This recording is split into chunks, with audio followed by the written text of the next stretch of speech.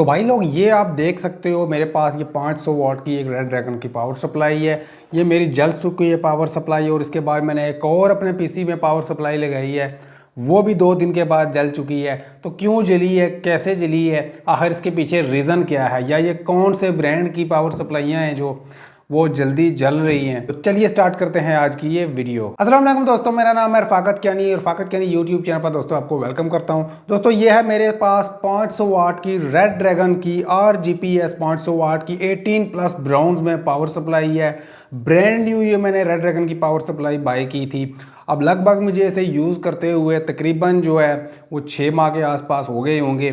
तो ये आज 1 हफ्ता पहले जो है ये पावर सप्लाई जल चुकी है, और जली की क्यों है वो भी बिल्कुल बंद सिस्टम पर। मैं कोई यूज़ नहीं करता, मेरा सिस्टम ऑन नहीं था, सिस्टम की पावर ऑफ थी, शट डाउन था मेरा पीसी, लेकिन फिर भी ये मेरी पावर सप्लाई जल गई है। और जली भी इतनी बुरे तरीके से है कि इसकी जो पावर केबल यहाँ लगी होती है उसके तो चीथड़े ही उड़ गए हैं भाई, उसके टुकड़े टुकड़े हो गए हैं, वो पीसू में जो है वो हो गई है और सारी जल चुकी है। दीवार पर भी वो सारी उसने काली कर दी है, और ये पावर सप्लाई भी अंदर से जल चुकी है। मैंने रिपेयरिंग वाले को भी चेक करवाया, रिपेयरेबल भी ये नहीं है, बिल्कुल ख़त्म हो चुकी है। उसके बाद दोस्तों मैंने जब ये रिपेयर नहीं हुई तो मैंने सोचा यार अभी फ़िलहाल नई नहीं लगानी, इतना बजट नहीं था, तो मैंने कि यूज़ में परचेज़ की।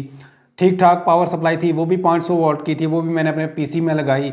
2 दिन चलने के बाद मेरी पावर सप्लाई वो भी जल चुकी है। अब इसके पीछे रीज़न क्या है, यही मेरी वीडियो बनाने का मकसद है, आपको बताएं कि ये पावर सप्लाई मेरी जो 2 जली हैं 1 हफ्ते के अंदर, ये क्यों जली हैं। आपके साथ भी ये हो सकता है, कभी न कभी इस तरह की प्रॉब्लम आपके साथ कभी भी पेश आ सकती है।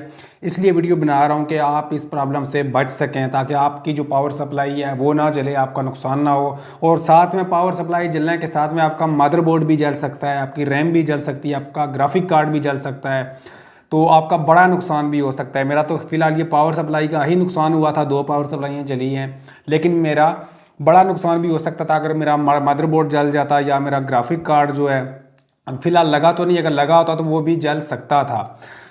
इसके पीछे रीज़न ये थी दोस्तों कि मेरी अभी जो जिस टाइम ये वाली रेड ड्रैगन की पावर सप्लाई जली उस टाइम मेरा पीसी शट डाउन था, मेरा पीसी ऑफ था। लेकिन जलने की वजह क्या बनी कि हमारे इस इलाके में बारिश हुई, बिजली चली गई। उसके बाद जब बिजली वापस आई, लाइट आई, तो बिजली डिम थी। डिम क्या थी, कभी वो तेज़ हो रही थी, कभी डाउन हो रही थी, यानी डिम हो रही थी, फ्लक्चुएट कर रही थी बिजली। तो उसकी वजह से जो है मेरा पीसी हल्के ऑफ था, लेकिन पावर का जो मेन स्विच से बटन मेरा ऑन था, पीसी शट डाउन था, पीछे से पावर ऑन थी, जिसकी वजह से इसमें आग लग गई। तो जब आग लगी तो मैं भागता हुआ आया, मैंने अपने जो मेन स्विच है उसको, ब्रेकर को ऑफ़ किया, तो फिर जाके मैंने इसकी केबलें वगैरह होता है देखा तो जल चुकी थी। ठीक हो गया। ये मेरी बिजली डिम होने की वजह से, जब मेरा पीछे से पावर ऑन थी बटन की, तो उधर से आगे पीसी तो ऑफ था, लेकिन फिर भी ये जल गई। लेकिन आप जब भी अपना पीसी को काम करके बंद करो, उसके बाद आपने अपने जो पावर है जहाँ पर आपका स्विच लगा है वहाँ से उस बटन को लाजमी से ऑफ करना है, सिर्फ शट डाउन करके नहीं चले जाना, क्योंकि जब भी अगर बिजली कम ज़्यादा हुई तो आपकी पावर सप्लाई जल सकती है और आपके पीसी के बाकी कंपोनेंट्स उनको भी जला सकती है। दूसरी मेरी पावर सप्लाई दोस्तों कैसे जली वो भी मैं आपको बताता हूँ।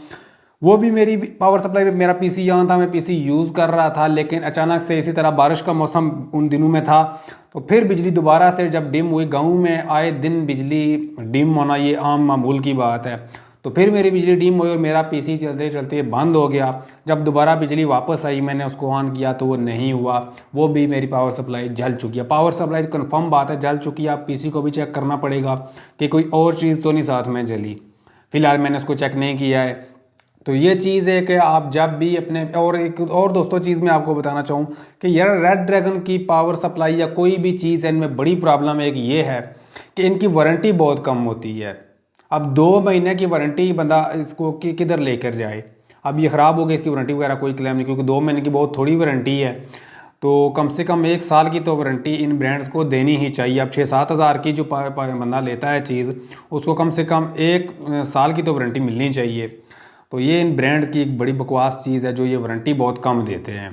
तो इसलिए मैं आपको सजेस्ट करूंगा कि आप जब भी कोई पावर सप्लाई लें किसी अच्छे ब्रांड की लें। ठीक हो गया, जैसे कि कूलर मास्टर हो गया या कोगर वगैरह हो गया, इस तरह के जो बड़े ब्रांड जितने भी हैं, गीगाबाइट हो गया। गीगाबाइट की वैसे पावर सप्लाई में कंप्लेंट्स आती है, वो सुना है कि वो ब्लास्ट होती है, लेकिन कोई अच्छे ब्रांड की नहीं। ये जो थंडर वगैरह या इस तरह की जो रेड ड्रैगन भी है, ये बस कोई गुजारे वाली हैं, इतना कोई अच्छा नहीं है, 2-3 हज़ार का फ़र्क होता है या 4 हज़ार का पावर सप्लाई की प्राइस में, लेकिन यहाँ पर आपको परफॉर्मेंस में काफ़ी ज़्यादा परफॉर्मेंस में कोई ख़ास फ़र्क तो नहीं आएगा, लेकिन ये है कि इसकी जो लाइफ होती है उसमें आपको काफ़ी फ़र्क देखने को मिलेगा। वो आपकी ज़्यादा लाइफ निकालेंगी, पावर सप्लाई जलेंगी नहीं, और जो उसकी जो वोल्टेज वगैरह होती है जिसको ये बोलते हैं ना 18+ ब्राउन्स है, वो इसी चीज़ को बोलते हैं कि ये जो पावर दे रही होती है, जैसे इसने 500 वाट लिखा है तो 18+ ब्राउन से मतलब है कि ये 500 वाट अगर पूरी ना भी दे, 100% 500 वाट पूरी ना भी दे, लेकिन ये 80% से ऊपर ही देगी। 18+ ब्राउन्स का मतलब ये हो गया कि आपकी जितनी पावर ये क्लेम कर रही है, अगर ये 500 वाट की है मिसाल के तौर अगर ये 100 वाट की पावर सप्लाई हो तो 100 अगर इसमें ये पूरा ना भी प्रोवाइड करे, लेकिन 80% या इससे प्लस में ये प्रोवाइड ज़रूर करेगी। 18+ ब्राउन्स या इसका जितना भी होता है वो ये इसका मकसद ये होता है। अब 19+ इस तरह की भी आती हैं कुछ। तो ये प्रॉब्लम थी दोस्तों। मिलते हैं किसी नेक्स्ट वीडियो में, तब तक के लिए अल्लाह हाफिज़।